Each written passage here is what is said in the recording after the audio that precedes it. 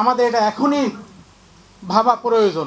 মিডিয়ার সাথে দূরত্ব কমানোর জন্য কি কি করণীয় আছে এটা আমাদেরকে নিয়ে আপনারা বসেন। আমি প্রস্তুত আছি। আমি বাংলাদেশ ফেডারেল সাংবাদিক ইউনিয়নের প্রেসিডেন্ট হিসাবে আপনাদের সাথে একত্রতা ঘোষণা করে বলছি, এ ব্যাপারে যা যা করণীয় আমি আপনাদের সহযোগিতা করব ইনশাআল্লাহ। নাগরিকদের সচেতনতা করতে হবে। অনেক নাগরিক কিন্তু এখন বোঝে না। যেমন অনেক বক্তব্য এখানে হয়তো বলছেন যে প্রধানমন্ত্রী বলেছেন অক্ষরে অক্ষরে তিনি জুলাই সনদ বাস্তবায়ন করবেন। জুলাই সনদ এবং গণভোটের রায় একটু ডিফারেন্স আছে, কিন্তু জুলাই সনদের চেয়ে গণভোটের রায়ের মধ্যে অনেক সরকারি অবস্থান, সরকার কতটুকু নিরপেক্ষ থাকতে পারবে তার পয়েন্টগুলো ওখানে উল্লেখ করা আছে।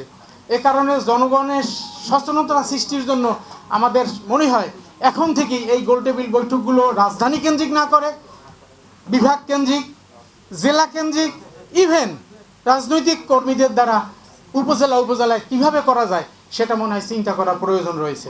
সরকারের জবাবদিহিতা আরও কিভাবে নিশ্চিত করা যায়, এই আজকের এই গোলটেবিলের পরেই কিন্তু গোলটেবিল আলোচনার পরেই কিন্তু অনেকটা সচেতন হবে সরকার। কি করা যায় এখন চিন্তা, যেমন আপনাদের প্রেশারের কারণেই কিন্তু কালকে বলতে বাধ্য হয়েছে, গত পরশুদিন মনে হয়, যে জুলাই সনদ অক্ষরে অক্ষরে বাস্তবায়ন করা হবে, অর্থাৎ আপনারা আন্দোলনে যায়েন না। কিন্তু গণভোটের রায় বাস্তবায়নের জন্য কিভাবে সরকারকে আরও প্রেশার ক্রিয়েট করা যায় এ নিয়েও আপনাদের মনে হয় ভাবা উচিত। আমার এই পয়েন্টগুলো যদি আপনারা বিবেচনায় রাখেন আমরা সবাই খুশি হব, দেশের মানুষ উপকৃত হবে। সকলকে শুভেচ্ছা জানিয়ে আমার বক্তব্য শেষ করছি। আসসালামু আলাইকুম রহমতুল্লাহ।